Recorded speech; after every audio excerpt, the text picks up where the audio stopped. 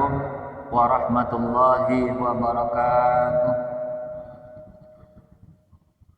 الحمد لله الذي أنزل السكينة في قلوب المؤمنين ليزدادوا إيمانا مع إيمانهم ولله جنود السماوات والأرض وكان الله عليما حكيما. أشهد أن لا إله إلا الله وأشهد أن سيدنا محمدا عبده ورسوله. اللهم صل وسلم وبارك على خير خلق سيدنا محمد وعلى آله وصحبه أجمعين. أما بعد. رب اشرح لي صدري ويسر لي أمري واحلل عقدة من لساني يفقهوا قولي. رب زدنا علما وارزقنا فهما. قال تعالى في القرآن الكريم وهو أصدق القائلين: أعوذ بالله من الشيطان الرجيم بسم الله الرحمن الرحيم وقال ربكم ادعوني أستجب لكم وقال ربكم ادعوني أستجب لكم إن الذين يستكبرون عن عبادتي سيدخلون جهنم داخرين. Alhamdulillah, segala puji bagi Allah Subhanahu wa taala.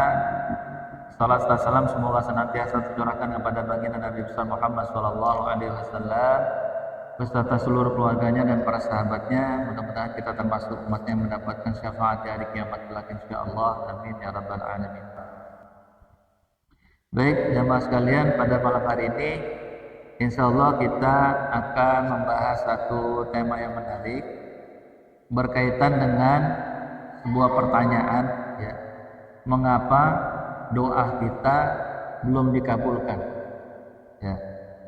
Doa menjadi hajat setiap orang-orang yang beriman.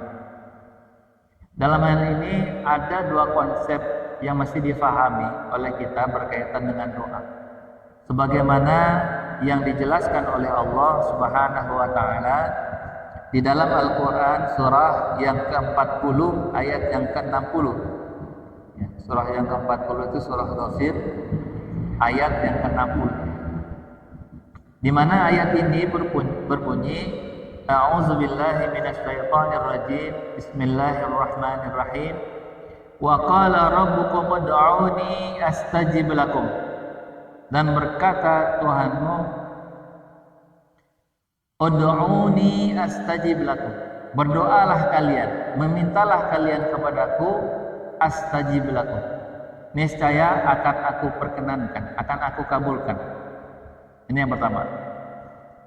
Innal ladzina yastakbiruna an ibadati. Sesungguhnya orang-orang yang yastakbirun, takabur, berlaku sombong dari beribadah kepadaku, niscaya apa? Saya dakhuluna jahannam dakhirin. Kelak nanti dia akan dimasukkan ke dalam neraka, ya, dalam keadaan hina-hina. Nah ini, ya, ingat surah 40 ayat 60, surah Ghafir ayat 60. Nah, ada dua konsep yang mesti dipahami oleh kita. Pertama, bahwasanya Allah Subhanahu wa taala yang Maha Rahman, Maha Rahim, Maha mengetahui tentang makhluk yang diciptakannya, termasuk Maha mengetahui tentang apa yang menjadi hajat kebutuhan hamba-hambanya dari kalangan manusia. Termasuk Allah Maha mengetahui apa saja yang paling baik buat manusia dunia dan akhiratnya. Tentu juga Allah Maha mengetahui tentang jalan mana yang bisa mengantarkan pada keselamatan dunia dan akhirat manusia. Allah dengan segala macam sifat-sifat yang tadi disebutkan memberikan jaminan kepada setiap hamba-hambanya yang beriman kepada Allah bahwasanya kalau mereka mau meminta kepada Allah pasti akan Allah kabulkan. Ini yang pertama. Itu jawaban pasti dari Allah. Garansinya tentu hakul yakin 100%. Tidak ada keraguan. Hanya saja catatannya mesti yang berdoa itu adalah orang yang yakin, orang yang percaya kepada Allah Subhanahu wa taala 100% percayaannya. Dia yang percaya Allah Subhanahu wa taala yang memiliki sifat-sifat tadi yang disebutkan. Dia Maha mengetahui, dia maha tahu yang mana yang baik dan yang buruk dan lain sebagainya. Jadi hakul yakin dulu, ya kan? Maka sebelum kita berdoa ini kita mesti yakin dulu dengan Allah Subhanahu wa taala bahwa dialah zat yang bisa mengabulkan doa kita. Yang kedua, innal ladzina yastakbiruna an ibadati. Allah mengingatkan dalam ayat selanjutnya ini, sesungguhnya orang-orang yang berlaku sombong, takabur dari beribadah kepada Allah, maksudnya beribadah di sini merujuk kepada kalimat pertama, yaitu orang yang takabur kepada Allah dan tidak mau meminta kepadanya, tidak mau berdoa kepada Allah. Jadi ibadah di sini yang dimaksud secara khusus, bukan ibadah secara umum. Orang yang takabur dan enggan beribadah kepada Allah, maksudnya orang yang enggan meminta kepada Allah, enggan berdoa, maka dia sayadkhuluna jahannam dakhirin. Dia akan dimasukkan ke dalam neraka jahanam dalam keadaan hina-hina. Jadi orang yang tidak berdoa kepada Allah, dia akan dimasukkan ke dalam neraka. Lalu akan timbul pertanyaan, nih, terus kalau habis sholat nggak doa, gimana? Atau dia dalam satu hari tidak berdoa kepada Allah, itu gimana? Ini kan pertanyaan yang muncul. Katanya kalau tidak berdoa, Allah ancam nih, innal ladzina yastakbiruna an ibadati. Orang yang sombong kepada Allah, tidak mau meminta kepada Allah, Allah pasti akan masukkan dia ke dalam neraka dalam keadaan hina. Terus gimana kalau kita nggak doa? Nah, orang yang tidak berdoa ini ada dua. Pertama, yang memang bukan karena sifat takaburnya, bukan karena sombong, ya. Yang kedua adalah orang yang memang tidak mau berdoa lantaran sikap takabur. Kenapa dia takabur? Karena dia tidak merasa butuh kepada Allah Subhanahu wa taala. Semua yang saya inginkan sudah ada, ya kan? Harta sudah saya punya, anak sudah ada, rumah udah di mana-mana, tanah juga sama. Orang seperti ini kemudian dia berlaku sombong kepada Allah, merasa tidak butuh kepada Allah, akhirnya dia tidak mau berdoa kepada Allah. Orang seperti inilah yang kemudian diazab. Tapi kalau kita misalnya tidak berdoa habis sholat misalnya, bukan lantaran sombong, bukan lantaran tidak merasa perlu kepada Allah, hanya tidak berdoa saja. Mungkin karena ada satu keperluan setelah sholat, kita buru-buru entah ke kamar mandi, entah ada hajat, entah ada urusan dunia dan lain sebagainya. Selama tidak karena takabur, insya Allah tidak termasuk orang yang diancam dalam ayat ini. Ya, nih konsep yang pertama. Yang berikutnya, ini sebenarnya di dalam kitab Min Muqaimat ada pembahasan khusus tentang doa. Itu di bab yang ke-9. Bab 9 itu tentang doa, zikir dan istighfar. Salah satunya ayat ini nanti akan dikupas kembali. Ya, insya Allah nanti kitab ini kalau sudah masuk bab yang ke-9 akan dibahas kembali. Ya, tapi di sini kita mendapatkan satu pelajaran. Konsep pertama yang mesti difahami oleh setiap hamba-hamba Allah yang beriman, dia mesti yakin Allah mengabulkan doa. Yang kedua, tidak boleh kita tinggalkan doa ini lantaran sombong. Itu yang nggak boleh. Lalu yang mesti kita pahami adalah di dalam bab itu juga dijelaskan ada 3 cara Allah mengabulkan doa hambanya. Ada 3 caranya. Jadi ini kita kalau berdoa, apapun yang kita minta, selama itu yang tidak melanggar ketetapan syariat, tidak melanggar aturan-aturan Allah, maka itu pasti dikabulkan hanya dengan 3 cara. Jadi kita mesti ingat nih. Yang pertama, dikabulkan secara langsung. Apa yang kita minta A, diberikan A. Yang kedua, dihindarkannya kita dari mara bahaya. Dilindunginya kita dari Allah, kepada Allah dari mara bahaya. Jadi bisa jadi doa yang kita minta A, kita nggak dapat, tapi kita dihindari dari segala mara bahaya, dihindari dari kemunduran. Yang ketiga, kalaupun 2 ini tidak kita dapat, dengan cara yang ketiga, Allah akan mengumpulkan semua pahala-pahala doa kita dan akan memberikannya nanti di akhirat. semua yang kita minta jauh lebih baik yang diberikan oleh Allah di akhirat. Maka sampai-sampai para sahabat berkata, kalau begitu kami akan lebih banyak lagi berdoa kepada Allah. Kata Nabi, kalau begitu Allah akan lebih banyak lagi mengabulkan. Jadi sahabat paham, kalaupun doanya tidak dikabulkan di dunia, dia yakin bahwa nanti di akhirat akan dikumpulkan semua pahala-pahala doa yang akan diberikan kepada dia. Makanya setiap orang yang berdoa harus punya keyakinan ini. 3 ini cara Allah mengabulkan doa. Ya. Dan kalau belum dikabulkan apa yang kita minta, yakinlah bisa ada 2 peluang yang lain, yaitu dihindarkannya kita dari mara bahaya atau nanti dikumpulkan di akhirat. Mungkin teman-teman belum merasa ya, atau nggak merasakan hari ini ya, contohlah kita sudah melewati bab COVID 2 tahun. Bab COVID 2 tahun. Di mana banyak orang yang kemudian dipanggil oleh Allah Subhanahu wa taala karena penyakit yang sudah menjadi wabah dunia.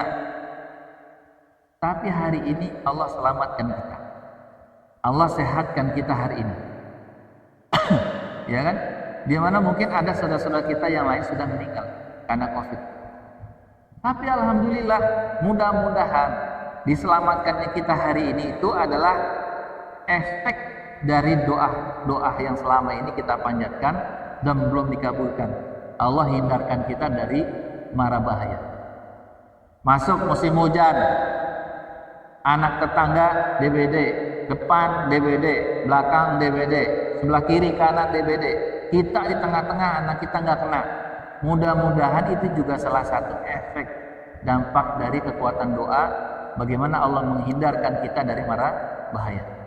Boncengan sama teman, kecelakaan, kita sendiri yang selamat.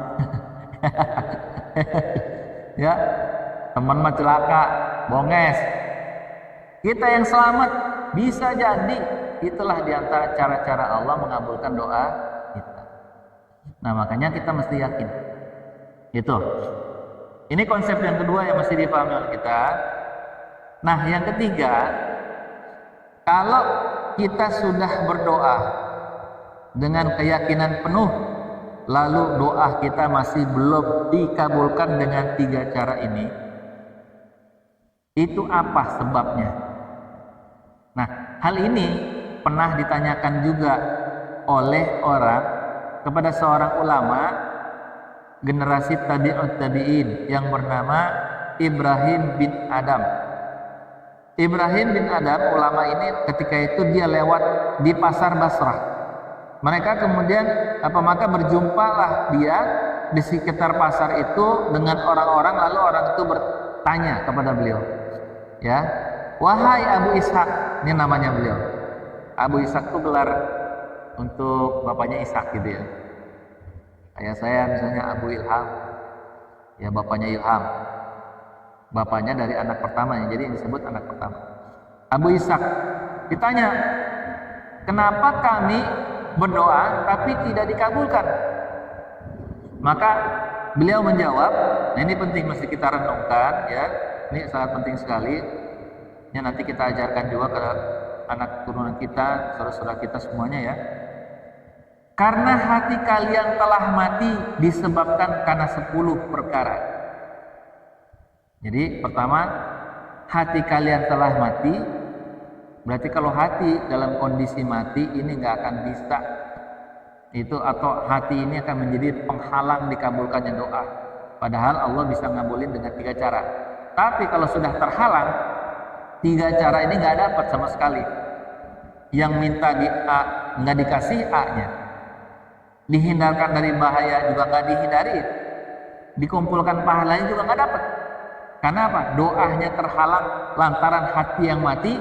Hati yang matinya disebabkan karena 10 perkara. Apa 10 perkara itu? Ini yang mesti kita pelajari. Di antaranya adalah beliau mengatakan, ya, menjawab ya. Yang pertama, sebab hati yang mati itu adalah ayya'rafallahu fala yu'addi haqqah. Kalian mengenal Allah, tapi kalian tidak menunaikan hak-haknya Allah. Kalau ditanya siapa Allah? Tuhan yang menciptakan alam semesta, betul. Apakah Allah juga mengatur? Iya, Allah mengatur. Apa yang diatur oleh Allah Subhanahu wa taala? Alam semesta, manusia dan kehidupan. Ya kan? Tapi fala yuaddi haqqahu. Kalian hanya sekedar tahu Allah, tahu sifat-sifatnya, tapi tidak menunaikan hak-haknya Allah Subhanahu wa taala. Haknya Allah itu adalah kewajiban hambanya. Apa hak Allah? Pertama, mesti diimani, jelas. Yang kedua, mesti diibadahi, disembah. Kemudian yang ketiga, mesti ditaati perintah-perintahnya.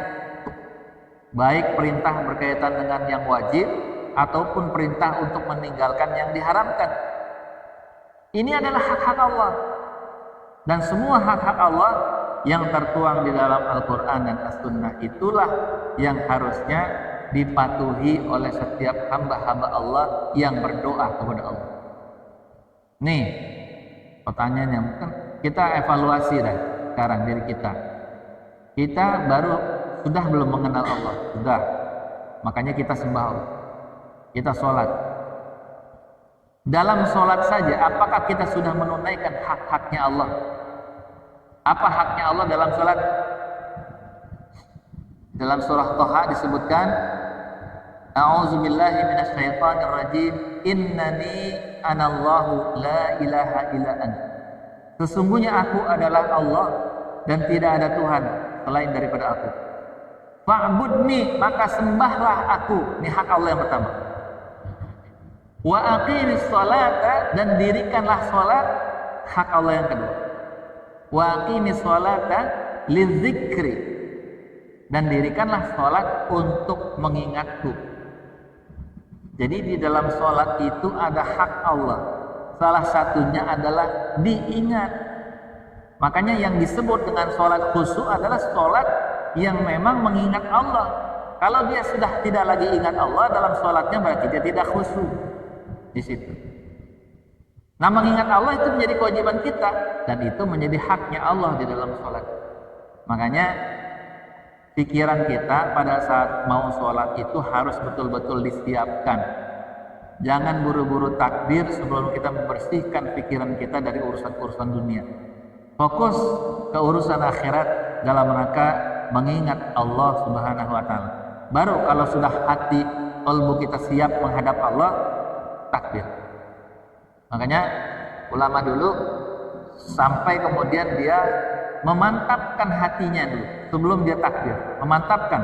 Ada yang memantapkan hatinya dengan seperti misalnya mazhabnya Imam Syafi'i, ya, melafazkan niat. Walaupun ini bukan termasuk di dalam sunnah, niat itu kan wajib di dalam hati, ya. Tapi beliau sampai melafazkan niat. Gunanya adalah untuk menambah konsentrasi agar fokus bahwa kita memang sedang akan melaksanakan sholat, kan gitu. Jadi benar-benar sampai kan ucapan itu kan menyadarkan pikiran kita, ya. Ucapan itu menyadarkan pikiran kita. Misalnya kalau perbuatan tanpa kesadaran kan perbuatan tidak sengaja, ya. Tapi kalau perbuatan karena kesadaran itu kalau bantu dengan ucapan misalnya Bismillahirrahmanirrahim. Kita sadar saat berbuat itu atas nama Allah.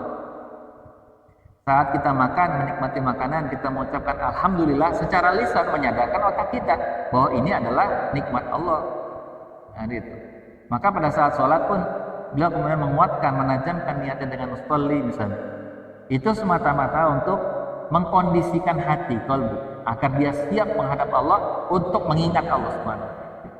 Jadi kayak gitu konsepnya. Hak-hak Allah selama ini kita sudah tunaikan tuh. Kita hanya berharap berdoa dikabulkan, pengen punya doa yang tajam. Tapi hak Allah tidak ditunaikan. Tidak diingat. Coba kita evaluasi. Satu hari ini kita lebih banyak mengingat Allah atau lebih banyak mengingat urusan dunia? Mengingat Allah, jawab jujur aja, paling pada waktu sholat. Ya kan? Apakah pada saat melihat teriknya matahari? turunnya hujan mengingat Allah? Apakah pada saat strike dapat ikan besar ingat dengan Allah? Kan gitu. Ingat nggak? Ya, mengucapkan alhamdulillah atau enggak? Ingat nggak itu adalah rezeki dari Allah dan sebagainya?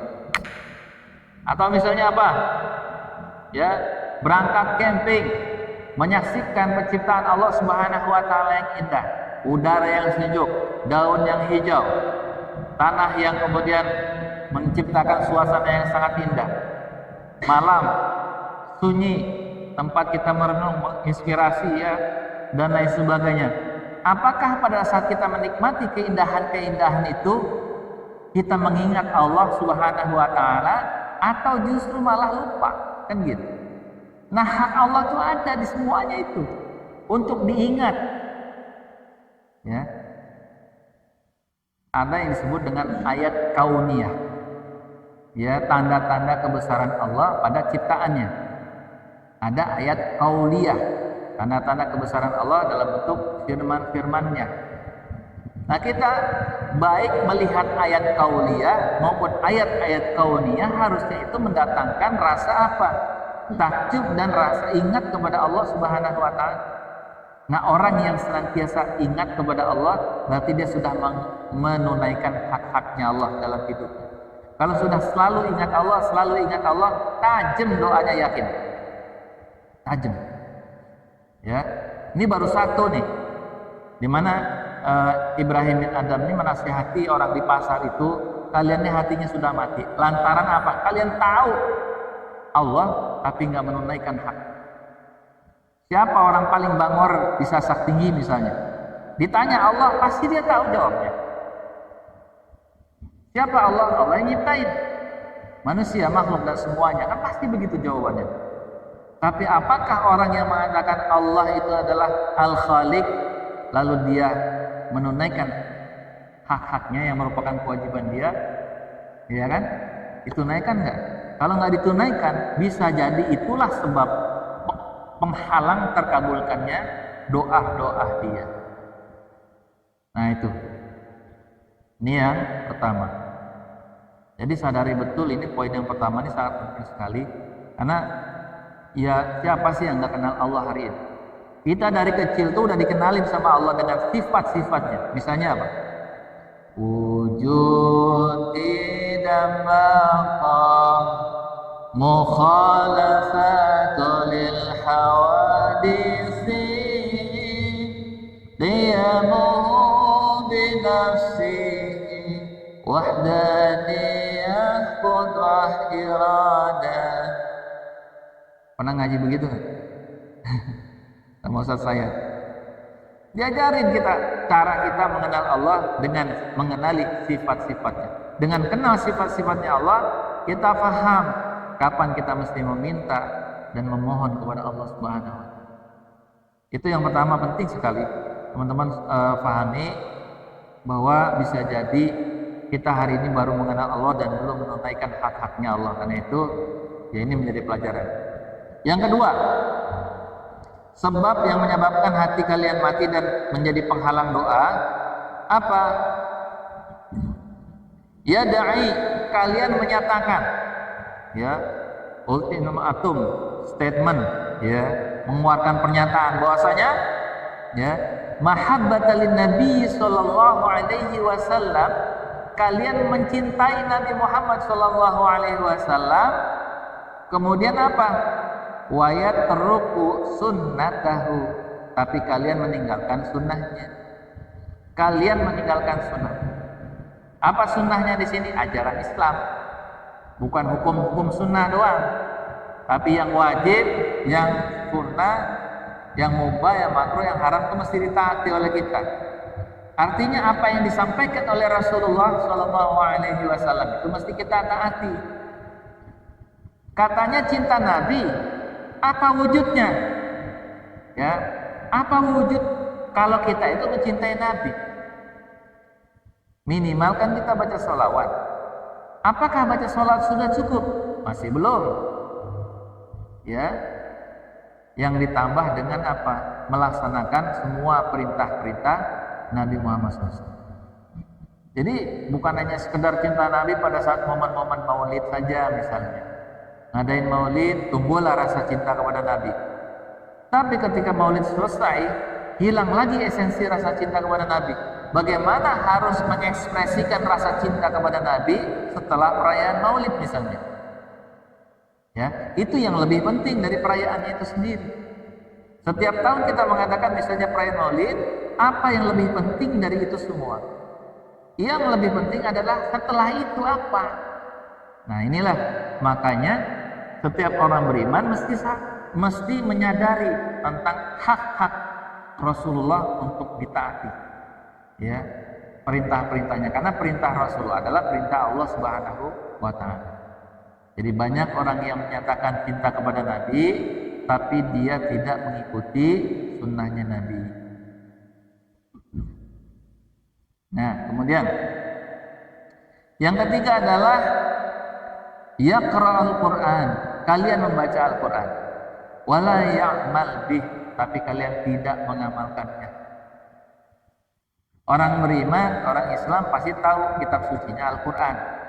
Dia pasti tahu huruf-huruf hijaiyah, alif, ba, ta, sa. Dia pasti tahu juga cara baca Al-Qur'an misalnya. Apakah setiap orang yang membaca Al-Quran itu mengamalkan isi kandungannya? Ini kan pertanyaan berikutnya. Sama seperti tadi, maulid Nabi setiap orang tahu. Setelah mengadakan maulid Nabi, apa yang harus dilakukan di hari-hari berikut? Baca Al-Quran, tahu huruf-hurufnya. Setelah baca Al-Quran, apa yang mesti dilakukan terhadap Al-Quran ini? Ya kan? Apa iya orang beriman hanya sekedar misalnya membaca Al-Quran saja sudah cukup? Tidak. Dia mesti mengamalkan isi kandungan yang ada di dalamnya. Itu sebenarnya jauh lebih penting. Baca Al-Qurannya sendiri punya pahala, mengamalkannya justru kewajiban. Gitu. Baca Al-Quran kan sunnah, mengamalkannya itu wajib. Perintah-perintah Allah dalam Al-Quran itu wajib diamalkan. Ada di sini yang baca Al-Quran tapi nggak ngamalin. Nah, ini makanya saya sebut poin 1, 2, dan 3. Mudah-mudahan dengan duduknya kita di majelis taklim ini adalah salah satu wujudnya bahwa kita mengenal Allah, dan kita buktikan kita mengenal Allah dengan mengkaji sifat-sifatnya, dengan mengkaji ayat-ayatnya. Kita mengenal Rasulullah Shallallahu Alaihi Wasallam dan berusaha mengikuti sunnah-sunnahnya dengan duduk di majelis taklim ini, memahami hadis-hadis Nabi, memahami perintah-perintah Rasul. Udah 2 poin tuh. Kita duduk di sini udah ngamalin 2 poin. Ditambah lagi yang ketiga, poin ketiga, kita baca Al-Quran. Hari ini kita baca Al-Quran, surah Ghafir, surah 40 ayat 60. Kita berusaha untuk memahami isi kandungan yang ada di dalamnya dan berusaha untuk mengamalkannya. 3 poin sudah kita lakukan malam ini. Jadi mudah-mudahan ini sudah salah satu sarana menajamkan kekuatan doa kita. Nah, makanya hadir di majelis taklim itu nggak akan sia-sia. Dia justru akan menajamkan doa-doa kita, insya Allah. Ya. Lalu yang keempat, apa kata beliau? Ya'kulun na'mata wala yashkuru 'alaiha. Kalian makan nikmatnya Allah, tapi kalian tidak bersyukur kepada Allah. Nih, apakah kita sudah bersyukur atas semua nikmat yang Allah Subhanahu wa Ta'ala berikan kepada kita? Sudah belum? Ya, untuk mengetahuinya kita perlu tahu konsep syukur itu kayak gimana. Yang dimaksud dengan hamba-hamba Allah yang bersyukur itu yang gimana? Ya, ulama kemudian banyak menjelaskan bahwasanya konteks syukur itu ada yang bil lisan, dengan cara lisan, ada yang dengan bil amal, dengan amal perbuatan. Syukur dengan cara lisan dengan mengucapkan alhamdulillahirabbil alamin. Syukur dengan amal ialah memanfaatkan semua nikmat yang telah diberikan oleh Allah sesuai dengan keinginan Allah Subhanahu wa Ta'ala. Allah pengen apa nih? Allah berikan nikmat kepada kita mata. Apa yang Allah inginkan dengan mata kita? Allah berikan lisan kita. Allah berikan pendengaran yang jelas kepada kita. Apa yang Allah inginkan buat kita? dengan telinga ini, dengan kaki yang sehat, dengan jasad yang sehat, badan yang sehat. Apa yang Allah inginkan? Yang Allah inginkan adalah gunakan semua nikmat sehat tadi untuk beribadah kepada Allah. Itu sebenarnya. Makanya jangan sia-siakan badan yang sehat ini. Gitu ya. Sekali lagi, yang hadir di majelis taklim itu sudah ngamalin poin yang keempat ini. Kita diberikan kesehatan, ya kan? Terus kita datang, ya, kaki kita sehat, kita berangkat ke majelis taklim. Insya Allah itu sudah bukti. Allah senang dengan kaki yang digunakan untuk berangkat ke majelis taklim. Allah senang karena ini bagian dari perintahnya. Rasulullah memerintahkan kalau kalian melewati taman-taman surga, maka bergabung, masuklah di dalamnya taman-taman surga itu. Dan kita sudah masuk ke taman surga ini, itu majelis taklim. Makanya sekali lagi duduk di majelis taklim ini mudah-mudahan najemin doa kita. Karena kita sudah ngamalin 4 poin ini. Tapi perlu diingat yang pertama, syukur bilisan dengan mengucapkan alhamdulillah itu bukan ucapan klis, bukan ucapan sekedar lisan tanpa makna. Ya. Karena ucapan itu adalah statement yang menunjukkan betapa yakinnya kita, ini loh nikmat Allah. Bukan ini loh hasil jasa perjuangan saya, gitu loh.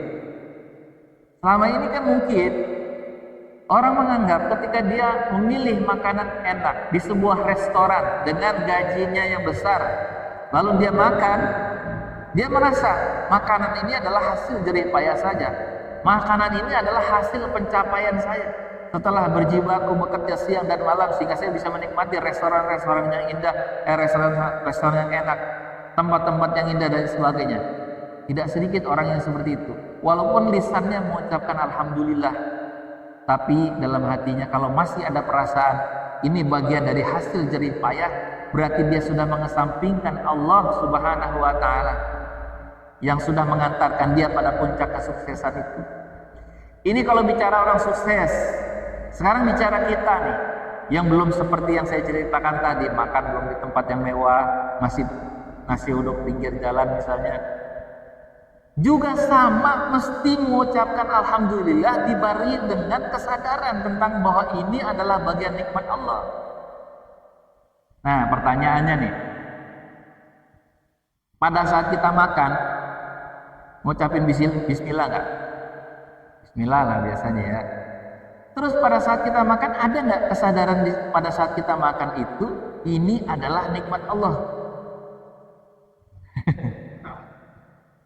Yang kita pikirkan pada saat kita makan apa? Yang biasanya kita pikirin enak, ya kan? Rasa enak, murah, tempatnya di mana nih kan gitu. Biasanya kita kan yang kita eksplor di situ. Yang kita raba oleh panca indera kita kalau kita makan, tempatnya, rasanya, harganya kan gitu ya. Siapa yang traktir kan gitu enak.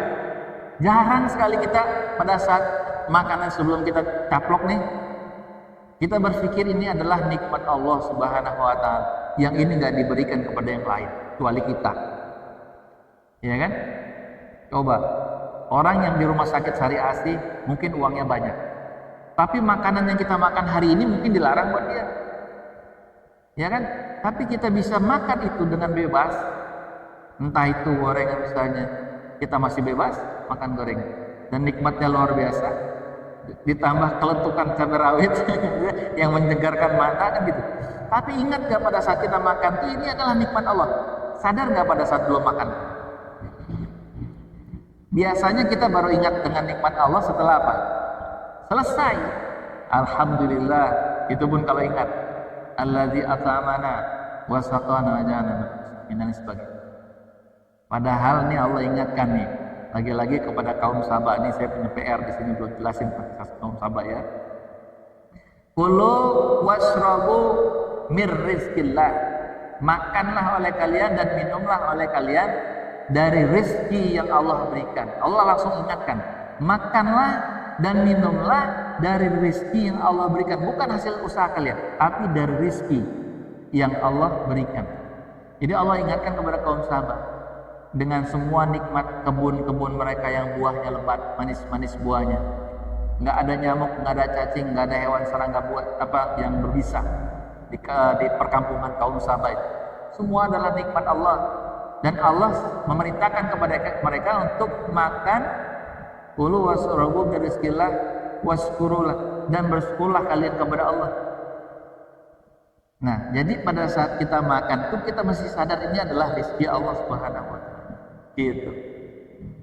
Nah, mulai hari ini kita harus dengar ya, bahwa pada saat kita yang ingin makan itu sadari bahwa ini adalah bukan sekedar nikmatnya, ini adalah bagian rezeki yang memang sudah dijatahkan untuk kita dari Allah. Sehingga disitulah muncul rasa syukur kita kepada Allah. Nggak ada yang muncul rasa sombong, tuh nggak akan ada. Orang yang makan di tempat yang mahal terus jadi sombong, biasanya memang dia tidak mengingat itu adalah nikmat Allah. Biasanya itu karena apa? Ini jasa saya, usaha saya, hasil pencapaian saya. Biasanya kayak gitu. Apalagi yang paling parah udah ditraktir sombong. Udah bukan jasa dia, ditraktir sombong kan gitu. Nah, ini lebih parah. Udah nggak ingat sama Allah sama sekali. Nah, jadi ini ulama luar biasa ya, ngingetin mengapa doa kita nggak dikabulin, karena selama ini kita cuma bisa makan, cuma bisa menikmati tanpa bersyukur. Yang kelima, yaqulu inna syaitana, kalian mengatakan bahwasanya syaitan itu adalah aduun, musuh. Lakinnahu yasma'u lahu, tapi kalian justru malah mendengarkannya, mendengarkan bisikan-bisikan setan. Udah tahu setan musuh, tahu setan itu musuh, tapi kenapa bisikannya diikutin? Dalah jangan ngaji, ya kan? Dalah jangan ke masjid, dalah nggak usah ke musola, ya. Tahu setan itu musuh, tahu setan iblis itu musuh, tapi kok malah lebih memperturutkan bisikan-bisikan setan, kan gitu. Nah, ini sebab yang kelima. Jadi bisa jadi itu diantaranya adalah kita yang pada satu kesempatan bisa jadi mungkin pernah melakukan hal ini. Ya, makanya kalau memang kita tahu setan, kita harus tahu strategi setan. Karena dia musuh, maka kita harus tahu strategi musuh dong. Dalam peperangan kan begitu. Hamas berperang melawan Israel kan gitu ya. Musuhnya jelas Israel. Harus tahu strategi musuh Israel, di jalan darat atau jalan laut atau jalan udara kan gitu. Bagaimana? Nah, sekarang musuh kita setan. Dia udah nggak kelihatan, strateginya licik, ya kan? Tapi kita mesti tahu bahwa yang paling besar celahnya setan untuk menggoda kita itu adalah lewat hawa nafsu kita. Itu hawa nafsu. Maka pada saat kita enggan datang ke masjid, malas datang ke majelis taklim, ingat itu adalah bagian dari perangkap-perangkap setan yang memang sengaja dijebak untuk orang-orang yang beriman yang berusaha istiqomah. Nah, ingat ya, waspada nih setan. Banyak tanya, tahu nggak setan? Tahu. Tapi kebanyakan justru malah mendengarkan bisikan setan. Nah, di sini lagi-lagi dengan hadir ke majelis taklim, kita sudah mengalahkan hawa nafsu kita. Kita sudah melawan rasa ngantuk kita. Kita sudah melawan rasa beratnya langkah kita datang ke majelis taklim. Dan kita sudah sampai pada titik ini, mudah-mudahan kita termasuk orang yang tidak mengikuti bisikan setan itu. 5 poin dapat. 5 poin kesempatan untuk menajamkan kekuatan doa kita insyaallah. Yang keenam, yaqulu innal jannata haqqun. Kalian mengatakan bahwa surga itu hak, pasti benar ada. Yakin enggak dengan surga? Yakin. Akan tetapi wala ya'malu laha, kalian tidak beramal untuk ke surga itu. Ya, banyak orang yang pengen ke surga, banyak. Ditanya pengen masuk surga, pengen. Tapi ketika diajak untuk beramal yang mendekatkan masuk ke dalam surga itu enggan. Banyak yang tidak mau. Padahal dia tahu surga itu hakun, pasti. Kalau ditanya kenapa pengen masuk surga, ya karena saya tahu surga itu adalah isinya penuh dengan kenikmatan-kenikmatan yang Allah janjikan. Dari sungai-sungai madu, sungai-sungai susu, sungai-sungai khamr yang tidak memabukkan, yang menyegarkan justru. Ya, ada para pelayan yang senantiasa muda, ada bidadari yang bermata jeli, ada gadis-gadis yang senantiasa perawan, ada pohon pisang yang buahnya bersusun-susun, ada pohon yang dimudahkan bagi para penghuninya untuk memetiknya tanpa harus memanjatnya. Keringatnya menjadi wewangian yang senantiasa semerbak harum, tidak pernah membuang kotorannya di dalam surga, karena semua makanannya menjadi wewangian-wewangian surga. Mereka ditemani oleh bidadari yang jumlahnya sangat banyak dan tenaga mereka dilipat gandakan. Tahu tentang surga itu, isinya adalah kenikmatan. Tetapi walam ya'mal bih, kalian tidak beramal yang justru malah mendekatkan ke dalam surga itu. Surga udah tahu tempatnya orang soleh, tempatnya para nabi, tempatnya ahli tahajud, tempatnya ahli sujud, tempatnya ahli puasa, ahli zikir, ahli sedekah. Tapi kenapa semua amal-amal itu tidak dikerjakan? Sudah tahu jalan menuju surga itu dengan sholat, sudah tahu jalan menuju surga itu dengan menutup aurat, tapi kenapa tidak dilaksanakan? Kan ini menjadi pertanyaan. Makanya bisa jadi doa kalian selama ini tidak dikabulkan, kalian hanya baru sekedar tahu tapi tidak beramal. Nih poin yang ke-6, rada-rada ngeri. Ya. Lalu poin yang ke-7 adalah ini terkait dengan yang tadi, yaqulu innan nara haqqun. Kalian juga mengatakan bahwa neraka itu haqqun, pasti. Ya. Ada, neraka itu ada. Karena di dalam Al-Quran memang dijelaskan. Wala yafirru minha, tapi kalian tidak mau menghindar darinya, dari neraka itu. Ditanya neraka, apa isinya? Siksaan Allah. Siapa penghuni neraka? Orang-orang ahli maksiat, orang-orang yang mendurhakai perintah Allah, orang-orang kafir yang tidak beriman kepada Allah, orang-orang fasik, orang-orang zalim, orang yang mendurhakai kedua ibu bapaknya, orang yang menelantarkan anak yatim dan berbuat zalim kepada mereka, orang-orang yang senantiasa berbuat maksiat siang dan malam dan tidak pernah menyesali perbuatannya itu.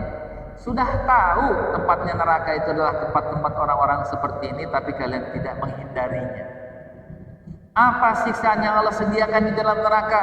Di dalam neraka itu ada siksaan yang teramat dahsyat, di mana debu yang kita injak, otak kita yang mendidih. Alaiha malaikatun ghilazun, ya, ghilazun shidadun, la ya'sunallaha ma amarahum. Di dalam neraka itu ada malaikat yang bengis, lagi sadis, yang dia senantiasa melaksanakan apa yang diperintahkan oleh Allah kepada mereka. Sudah tahu neraka isinya begitu, tapi kalian justru tidak menghindar dari azab yang sangat pedih itu. Kan begitu masalahnya. Nah, makanya kalau dengan ngaji ini harapannya kita paham, bukan sekedar paham, tapi terbentuklah kesadaran dalam diri kita itu untuk beramal soleh. Terbentuklah kesadaran kita untuk fastabiqul khairat, berlomba-lomba dalam kebaikan dan berusaha menghindari sejauhnya dari ancaman sisaan api neraka. Kadang penghuni neraka dimasukkan ke dalam neraka lantaran lisannya. Kadang orang dimasukkan ke dalam neraka lantaran hartanya. Kadang orang dimasukkan ke dalam neraka lantaran apa misalnya? Perbuatan tangan dan kakinya. Bisa juga orang kemudian dimasukkan ke dalam neraka lantaran perbuatan hatinya. Apa perbuatan hati misalnya? Kufur, riya, syirik, dan lain sebagainya. Bisa jadi. Jadi semua anggota tubuh kita ini berpotensi untuk memasukkan kita ke dalam surga, bisa juga memasukkan kita ke dalam neraka. Makanya tadi kaitannya dengan nikmat Allah.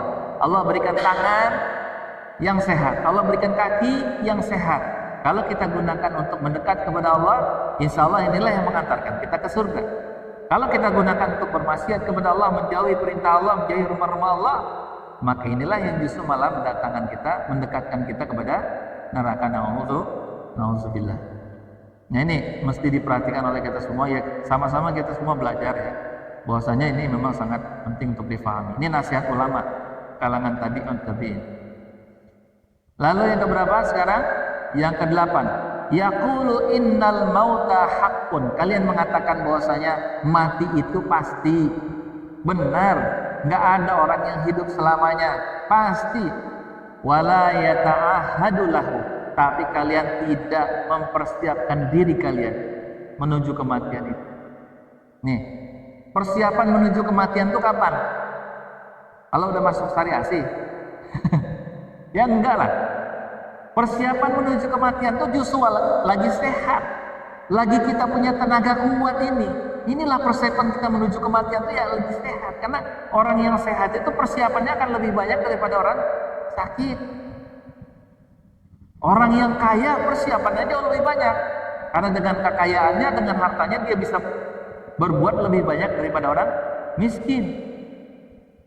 Jadi kalau mempersiapkan kematian tuh jangan nunggu waktu ideal dulu. Nantilah kalau sudah begini dan begitu. Ya kan? Kalau sudah sakit baru ingat mati, baru banyak persiapan mati. Zikir, wudu batal dikit, wuduin saya. Ya kan? Minta diwuduin lagi, kentut dikit, wuduin lagi, takutnya meninggal ntar lagi, kan gitu. Persiapan kematian bukan begitu.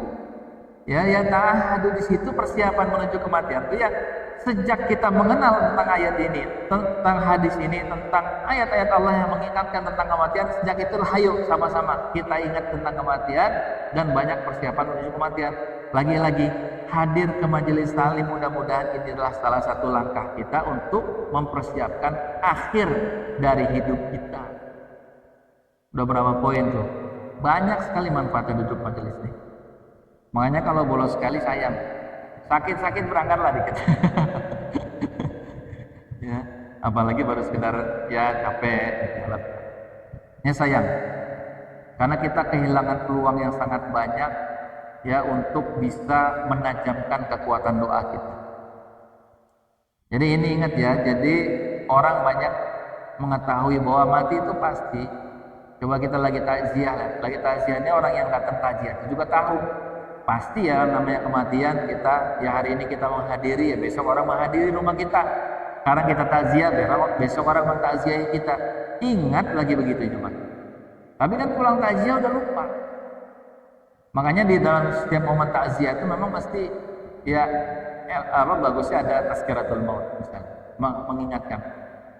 Walaupun kematian itu sendiri sudah nasihat buat kita sebenarnya. Ya, ini poin ke-8. Yang ke-9, yastaiqizu, kalian sadar. Ya. Tsumma yasghulu nafsuhu bi auratil akharin. Kalian ini dalam kondisi sadar, tapi dalam kondisi sadar itu lebih banyak disibukkan kepada bil auratil akharin, sibuk kepada aibnya orang lain. Tuh,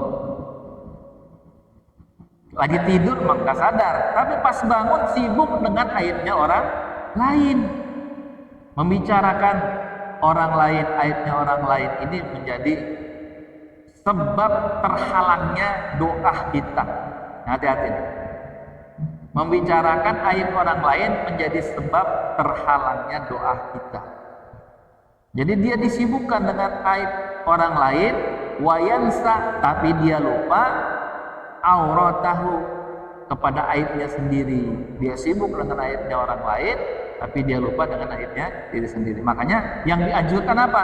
Yang dianjurkan sebaliknya, kita sibuk dengan ya aib diri kita. Maksudnya sibuk dengan aib diri kita gimana? Kita evaluasi, kita koreksi diri kita, sadari diri kita yang penuh dengan kekurangan ini, yang kurang ibadahnya, kurang zikirnya, kurang puasa sunnahnya, kurang mengingat Allah, kurang khusyuknya dalam sholat, kurang sedekahnya dan kurang interaksinya dengan kaum muslimin, saling menasehatinya kurang dan sebagainya. Lebih banyak santainya hidup. lebih banyak menikmati kopinya dibandingkan menikmati nikmat Allah yang lain, mensyukuri nikmatnya. Ya coba lagi nikmatin kopi, lebih banyak nikmatin kopinya apa lebih banyak nikmatin mensyukuri Allahnya? Lagi nikmatin rokok, lebih banyak nikmatin rokoknya atau mensyukuri nikmat Allahnya kan gitu. Bisa duduk di sini hari ini lebih banyak kita mensyukuri nikmat Allah atau dan lain sebagainya. Semuanya kita sibuk dengan itu harusnya, bukan sibuk dengan aibnya orang lain. Betapapun mungkin bikin kita gatel aib orang lain itu, yaitu disitulah ujian buat keimanan kita. Kita harus sadar betul bahwa kalau kita sudah mulai satu kalimat membicarakan aib orang lain, itu sudah menjadi penghalang terkabulnya doa kita. Apalagi kalau kemudian orang lain ikut nimbrung dalam pembicaraan itu, jadilah kita orang yang memulai perbuatan dosa dan dosa itu diikuti oleh orang lain. Makanya hati-hati, jangan mula-mulain bicara aib orang lain, karena dosanya orang yang kumpul di tempat itu ditanggung oleh orang yang memulai pembicaraan itu. Ya, hati-hati. Itu yang ke-9. Lalu yang terakhir, yang ke-10. Nah, ini juga tidak kalah pentingnya. Ayadfinu al-mauta. Yadfinul mauta, kalian menguburkan al-mauta, menguburkan jenazah, ya, orang meninggal. Wala yata'allamu minha dirayatan, dan kalian tidak mengambil ya daripadanya pelajaran yang banyak, nasihat yang banyak dari prosesi penguburan jenazah. Ini masih ada kaitannya dengan kematian tadi ya. Kalau tadi kaitannya dengan persiapan menuju kematian, tapi ini lebih kepada mengambil pelajaran dari kematian, bos. Kematian akan menghampiri kita. Hari ini kita sholat jenazah, apakah pada saat sholat jenazah itu kita sadar hari ini kita mensolatkan, besok kita yang disolatkan. Hari ini kita gotong, besok kita yang digotong. Hari ini kita bersolawat, hari ini kita tahlil, besok kita yang kemudian dikirimkan doa. Pelajarannya artinya apa? Sekuat apapun orang menggenggam kekuasaan, harta, jabatan, kedudukan, nama baik, pasti akan dilepas. Dan waktu untuk melupakan diri kita itu nggak pakai hitungan bulan tahun lagi. Hari pertama orang masih menangisi kita, hari kedua orang mulai bertaziah kita, hari ketiga, hari keempat, hari ketujuh, 1 bulan istri kita itu udah bisa tertawa-tawa menyaksikan lawakan-lawakan di TikTok kah itu misalnya. Cepat sekali orang itu melupakan kita, cepat. Mungkin 1 bulan masih tahan, 2 bulan mungkin istri kita udah lupa, usah scroll TikTok aja, sudah bisa cekikikan lagi. Begitu cepatnya kita tuh dilupakan oleh orang-orang yang ada di sekitar kita. Maka apalah yang bisa kita genggam dalam dunia ini selain daripada amal soleh yang bisa kita bawa nanti ke akhirat. Itulah yang menjadi dorongan kita, mengapa kita mesti istiqomah belajar. Itu karena belajar menambah ilmu kita, belajar menambah keimanan kita. Ilmu dan iman inilah yang akan mendorong kita beramal soleh, insyaallah. Jadi inilah insyaallah teman-teman sekalian, bapak sekalian, berjamaah yang dirahmati Allah. Mudah-mudahan ini juga menjadi nasihat untuk kita semuanya. 10 hal ini sangat penting sekali. Makanya alhamdulillah mudah-mudahan ya video ini bisa di-share teman-teman yang lain supaya bisa menyaksikan, jamaah yang lain bisa menyaksikan, dan mungkin para warga yang ada di luar masjid yang masih di rumah, insya Allah dalam pertemuan berikutnya bisa hadir ya sama-sama kita ke majelis taklim. Kita ikuti, kita duduk bersama-sama menghabiskan malam untuk mengkaji ayat-ayat Allah Subhanahu wa taala yang mudah-mudahan insya Allah bermanfaat. Di antara manfaatnya salah satunya tadi bisa menajamkan kekuatan doa kita insya Allah. Ya, siapa yang nggak pengen doanya tajam, ya kan? Nah, sampai di sini ada ditanyakan. Kalau belum ditanyakan, saya tanya. Ya, saya mau tanya. Ada nggak di antara jamaah yang pernah ngalamin doanya tuh tajam banget langsung dikabulin sama Allah? Pernah nggak ngalamin? Pernah ya, alhamdulillah. Hah? Kadang-kadang. Nah, Nah, ingat waktu doa kita itu langsung dikabul oleh Allah. Ingat lagi kondisi kita hari itu dalam kondisi apa. Kita coba ulangi dah. Kalau kondisi keimanan kita dalam level paling tinggi ketika itu, sehingga apa yang kita minta Allah langsung kabulkan, ulangi kembali itu. Rasakan kembali kondisi keimanan kita saat itu seperti apa dan kita melakukan apa. Secara pribadi saya juga pernah ngalamin. Tapi wallahu a'lam apakah itu doa saya yang dikabulkan atau doa para wali-wali Allah dari tempat yang lain yang dikabulkan. Saya pernah ngalamin, misalnya gini. Beberapa tahun yang lalu saya mengadakan acara waktu masih saya menjadi ketua DKM, acara buka bersama. Acara buka bersama sudah dipersiapkan konsumsinya, undangannya, kemudian ustadznya, lalu para panitia sudah siap. Tiba-tiba menjelang maghrib itu mendungnya luar biasa, gelapnya luar biasa. Maka kita tahu ya, namanya bulan puasa itu kan lebih banyak taatnya dibanding maksiat kita gitu ya.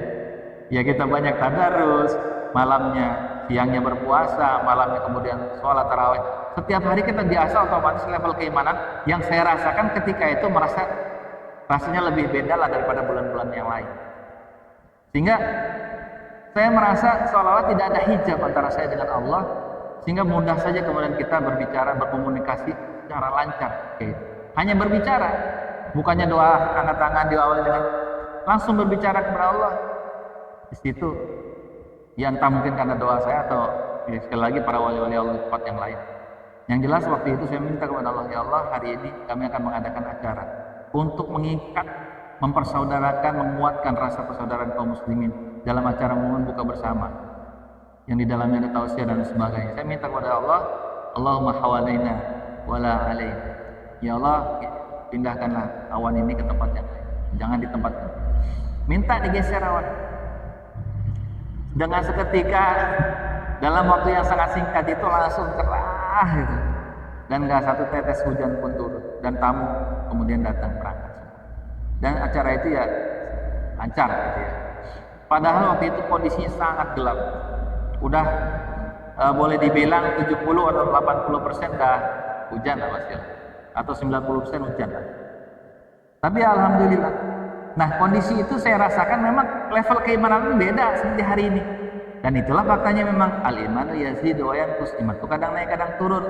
Makanya mesti kita pertahankan kondisi itu, karena disitulah saat-saat dimana tajamnya, ya bisa jadi tajamnya doa kita. Dan saya nggak tahu, mungkin hari itu juga ada wali Allah yang lain yang doanya didengar oleh Allah. Tapi yang jelas saya berbaik sangka kepada Allah setelah saya menghafalkan doa itu, minta sama Allah dibukakan langit, digeser awan hujan, dan itu bersih awan itu terbuka. Saya langsung rasa syukurnya luar biasa, lebih melipat-lipatkan lagi rasa syukur kepada Allah. Tapi itu nggak saya ceritakan gitu, karena itu adalah istilahnya kalau boleh dibilang hubungan privat dengan Allah, yang itu yang dirasakan oleh hambanya. Setiap hamba masing-masing berbeda gitu ya. Dan untuk sampai tajamnya doa kita itu memang nggak selalu harus menjadi ulama, ustadz enggak gitu ya. Yang penting terpenuhilah semua syarat-syarat doa yang memang harus dipenuhi.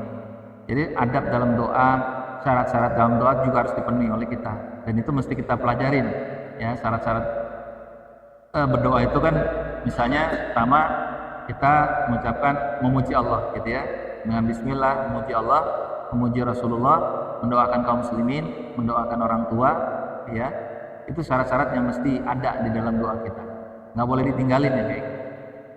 Nah makanya kalau sudah dilengkapi semua syarat-syarat doa, kemudian tidak ada yang 10 sebab penghalang doa yang sudah kita kaji tadi, nanti Fahmi bisa buka lagi videonya ya, insya Allah nanti posting. Ini sangat manfaat sekali, 10 sebab orang doanya tertolak gitu. Nah kalau 10 sebab ini kita sudah tinggalkan, kita hindari dengan caranya, salah satunya dengan hadir ke majelis ta'lim ini, insya Allah itu insya Allah akan kabulkan dengan 3 cara ya. Dikabulkan secara langsung, dihindari dari bahaya, atau dikumpulkan pahalanya nanti di hari kiamat. Baik, ini tanyakan silakan. Sudah habis ya? 2122 sekarang masih 21 ya. Baik. Jadi mudah-mudahan ini sebenarnya sekaligus mengingatkan kita, ya barangkali ya namanya manusia ada khilafnya. Kita sering menghadiri pemakaman tapi lupa dengan kematian. Sering makan nikmat Allah tapi lupa bersyukur kepada Allah. Kita tahu surga itu pasti, tapi jarang sekali beramal menuju surga. Kita tahu neraka itu pasti dan di dalamnya hanya ada siksaan-siksaan dari malaikat yang keras dan sadis. Tapi kita lebih cenderung banyak melakukan amalan-amalan yang mendekatkan kepada neraka, na'udzubillah. Kita tahu setan adalah musuh yang nyata bagi kita, tapi kita seringkali mengikuti bujukan dan bisikan-bisikan setan. Karena itulah kalau sudah paham yang ke-10 ini, mudah-mudahan kita bisa menghindar. Insya Allah juga nanti akan ada pembahasan lanjutan di bab yang ke-9 ini tentang doa, zikir, dan istighfar. Nanti akan lebih dalam lagi dikaji. Insya Allah. Baik, kita tutup saja mohon kita pada malam hari ini dengan mohon kepada Allah Subhanahu wa taala, dengan doa kepada Allah, mudah-mudahan semua doa-doa kita dikabulkan oleh Allah Subhanahu wa taala. Astaghfirullahaladzim, astaghfirullahaladzim, astaghfirullahaladzim, lakal hamdu ya Allah ya maulana ya ma'bud. Allahumma salli wa sallim wa barik ala sayyidina Muhammadin fil awwalin wal akhirin wa sallim wa radiyallahu tabaraka kulli sahabati Rasulillah ajma'in. A'udzu billahi minasyaitonir rajim. Bismillahirrahmanirrahim. Alhamdulillahi rabbil alamin, hamdan yuwafi ni'amahu wa yukafi mazidah. Ya Rabbana lakal hamdu wa lakal syukru wa lakal mulku wa lakal ma'bud kama yanbaghi li jalali wajhikal karim wa 'azimi sultanik. Allahumma salli ala sayyidina Muhammad wa ala ali sayyidina Muhammad. Allahumma ighfir lil muslimin wal muslimat wal mu'minin wal mu'minat al ahya'i minhum wal amwat. Innaka antas sami'un qarib wa mujibud da'wati ya qadiyal hajat. Allahumma inna nas'aluka salamatan fid din wa 'afiyatan fil jasad wa ziyadatan fil 'ilmi wa barakatan fil rizq wa taubatan qabla al-maut wa rahmatan 'inda al-maut wa maghfiratan ba'da al-maut. Allahumma hawwin 'alaina fi sakaratil maut wan najata minan nar wal 'afwa 'inda al-hisab. Rabbana la tuzigh qulubana ba'da idh hadaytana wa hab lana min ladunka rahmatan innaka antal wahhab. Rabbi ij'alna muqimas salah wa min dhurriyyatina rabbana wa taqabbal du'a. Allahumma a'inna 'ala dzikrika wa syukrika wa husni ibadatik. Ya muqallibal qulub tsabbit qulubana 'ala dinik. Ya muqallibal qulub tsabbit qulubana 'ala dinik. Ya muqallibal qulub tsabbit qulubana 'ala dinik. Rabbi ighfir lana wa liwalidayna warhamna warhamhum kama rabbawna shighara. Rabbana atina fid dunya hasanah wa fil akhirati hasanah wa qina 'adzaban nar. Wa adkhilna jannata ma'al abrar ya aziz ya ghaffar ya rabbal alamin. Allahumma arzuqna bi husnil khatimah. Wa sallallahu ala nabiyyina Muhammadin sayyidil mursalin wa ala alihi wa sahbihi ajma'in. Subhana rabbika rabbil izzati 'amma yasifun wa salamun ala al mursalin walhamdulillahi rabbil alamin. Kita akhirin dengan hamdalah dan doa akhir majelis. Alhamdulillahi rabbil alamin. Subhanakallahumma wa bihamdika asyhadu an la ilaha illa anta astaghfiruka wa atubu ilaik. Assalamualaikum warahmatullahi wabarakatuh. Ya Rabbi bil Mustafa balligh qasidana waghfir lana ma madha ya wasi'al karami. Ya Rabbi bil Mustafa بلغ مقاصدنا واغفر لنا ما مضى يا واسع الكرم. يا الله بها يا الله بها يا الله بحسن الخاتمة. يا الله بها يا الله بها يا الله بحسن الخاتمة.